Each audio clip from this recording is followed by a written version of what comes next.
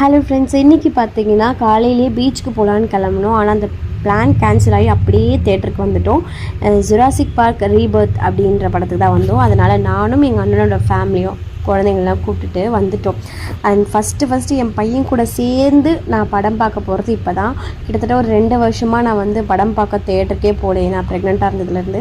So இன்றைக்கி என் பையன் கூட முதல் தடவை ஒரு படத்துக்கு போகிறேன்னு சொல்லிட்டு போய் உட்காந்தாச்சு. எல்லாருமே ரொம்ப எக்ஸைட்மெண்ட்டாக இருந்தாங்க.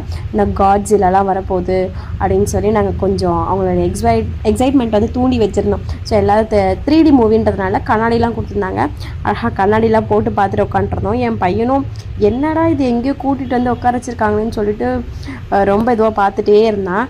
அண்ட் கடைசியாக கிளைமேக்ஸ்க்கு முன்னாடி ஒரு கிளைமேக்ஸை என் பையன் எனக்கு காமிச்சிட்டான். கத்தி அழுது வெளியே வான்னு என்னை கூட்டிகிட்டு வந்துட்டான். ஸோ படம் இன்ட்ரெஸ்டிங்காக இருந்துச்சு. அப்படியே பார்த்துக்கிட்டே இருந்தோம். கடைசியில் என் பையன் என்னை வெளியே நிற்க வச்சுட்டான்.